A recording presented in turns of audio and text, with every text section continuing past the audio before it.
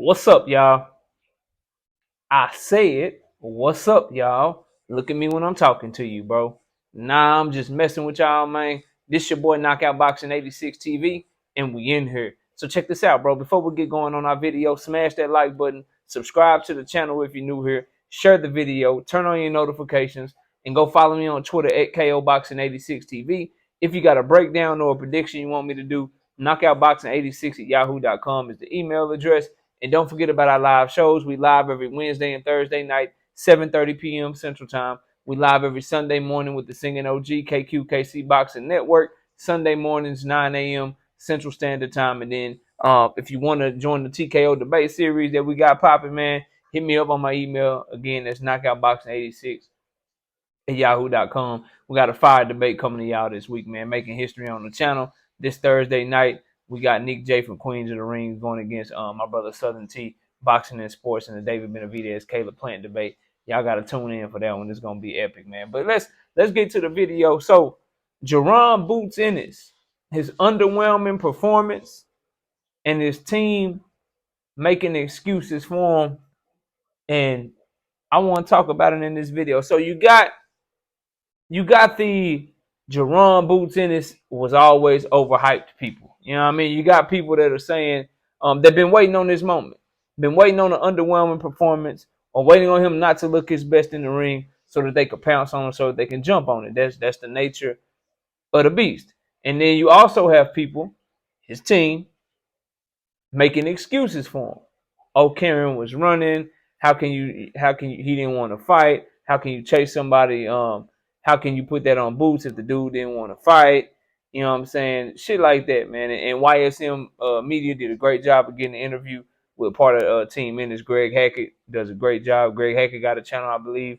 Go sub up to him, sub up to YSM Media and Sports. They all doing a great job out of there. So, it's nothing but respect. But I believe I heard the quote of it was like a lion chasing a mouse or something like that. Just a lot of things to try to take the onus off of Boots' performance and kind of throw it towards Karen, bro. And I see this shit differently. You know what I'm saying? Because at the end of the day, Boots is the talent. Boots is the one that we expect to possibly become a multiple division champion. Boots is the one that a lot of people thought was ready to challenge for titles right now. So we got to talk about him. Point number one, his mindset coming into the fight. This the first time I can say, like, yo, bro, what's up? What we doing? The limelight might be getting to you a little bit. You need to remember what got you to this point. And you might be like, well, knockout. Why you say that? Number one, bro, like, when you start pulling up in Lamborghinis at fights, bro.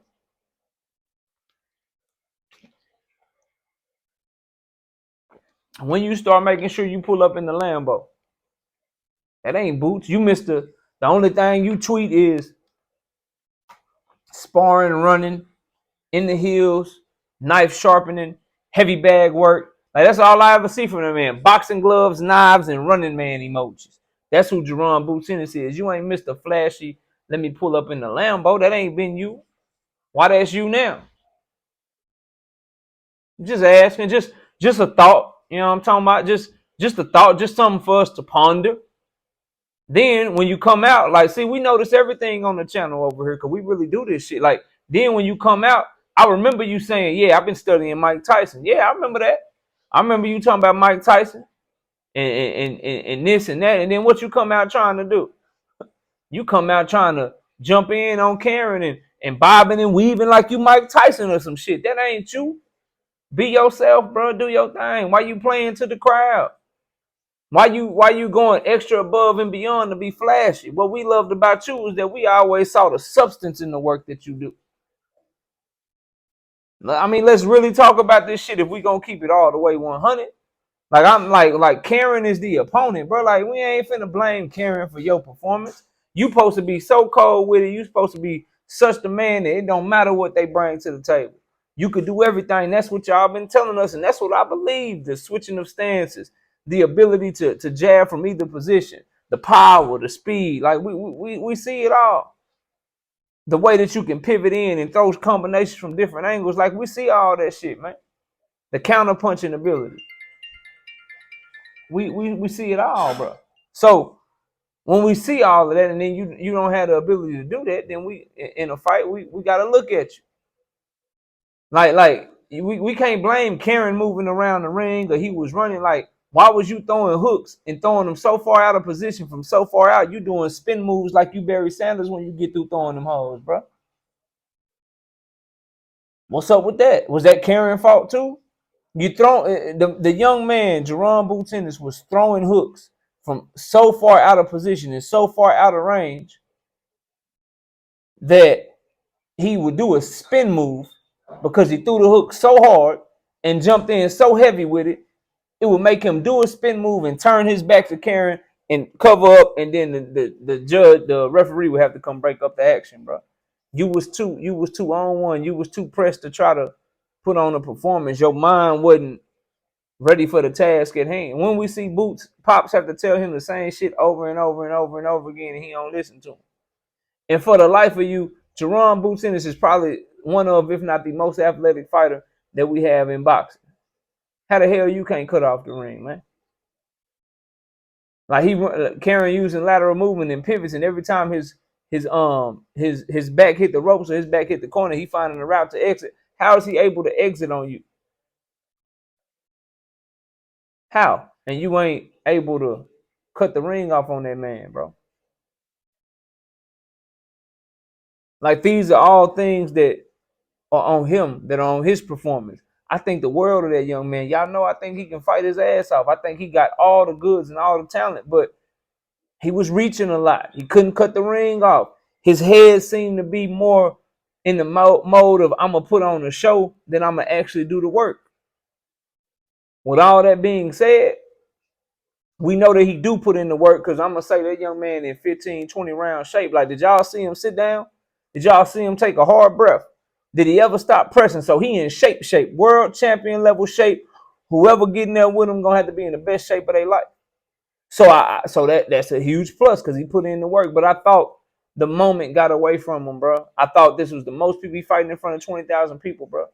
You on the co-main event of who is becoming one of the biggest stars in boxing in Gervonta Tank Davis. This your moment, and the moment got to him a little bit, and I think he was so pressed to put on a great performance that it got into his head a little bit, and he tried to skip steps, if that makes sense. He didn't deposit to the body. He didn't try to cut off the ring before he did his work. He tried to just do his work, and he ended up lunging a lot, getting off position, getting out of position, I should say. Like, almost taking the test without studying for it type shit. Mine was gone. I'm going to put on the show, but your pops is telling you what to do, where to go, where to step here, step there, and you not listening to him. You following this man around the ring. Cameron might have had good footwork, but remember, bro, like, with great, when you got this level of talent and this level of ability, bro, at the point that you in, until you fight somebody like Earl or Terrence, or even maybe a Keith, a Virgil, until you fighting them, we gonna look at the opponent like, bro, that's just the opponent. Like, what you gonna do with him? That's just what it is, bro. With that type of talent and that type of hype and that type of people supporting you, that's what we expect as fight fans. So I thought it was underwhelming, but this ain't in no way, shape, or form to give up on that young man or say he ain't the goods or say that he overhyped, that he ain't got the talent. Nah, bro, he got some shit he need to work on. But what he don't need to work on is that he in shape. Yeah, like, you ain't got to worry about him coming in and getting tired of gassing and fight. That gas tank is ready for 12 rounds if need be. We know that. We learned that in the fight. So that's a great thing. That's a huge plus, because he ain't never went past 6 rounds before. The other thing is, I don't think he'll fight another opponent like Karen again.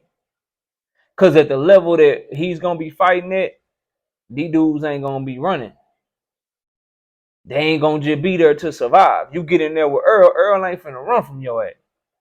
You get in there with Bud. Bud's not running from you. You get in there with Keith. Even Keith going to stop on a dime and try to throw some hot shit at you. He ain't going to just run around the ring trying to survive on your ass. You get in there with Virgil. He not running. And that could bode well for Jaron Boots Ennis, because he ain't going to be in there with somebody that he got to chase down, try to find on some Guillermo Rigondeaux or this Karen type shit. But it still is room to learn, especially mentally, like making sure you stay within yourself Do what you do. If he was one of these fighters that was always flashy and always like, I got the Lambo, I'm pulling up like this, I'm doing, like that was him, then cool. But that ain't who he been.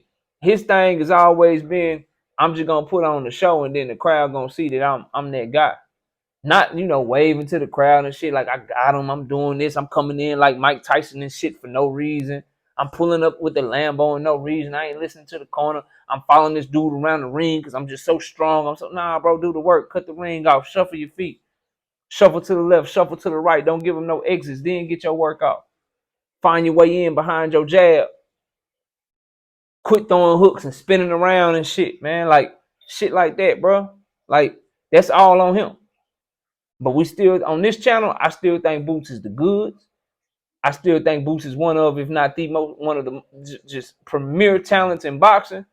He just had a bad night at the office, in my opinion. And when you so cold that you win 12 rounds to 0, and you had a bad night at the office, that just show how cold you are. So just some things, some thoughts from that fight, because a lot of people talking about it, and I see people going all the way one way. Like, it's people that, oh, he overhyped, or it's people that's just making excuses, trying to blame Karen. We right here, in the real zone. We right here in the real zone. Ain't no way no young man that talented overhyped because he had one subpar performance by his standards.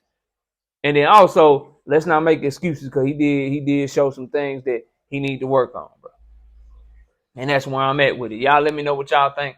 Comment down below. Smash my like button. Subscribe to the channel. Share the video. Turn on your notifications. And y'all please go follow me over there on Twitter at KOBoxing86TV for breakdowns and predictions. Knockoutboxing86 at yahoo.com is the email address. Appreciate everybody watching. Enjoy the rest of y'all day. And with that, we out of here. Peace out, y'all.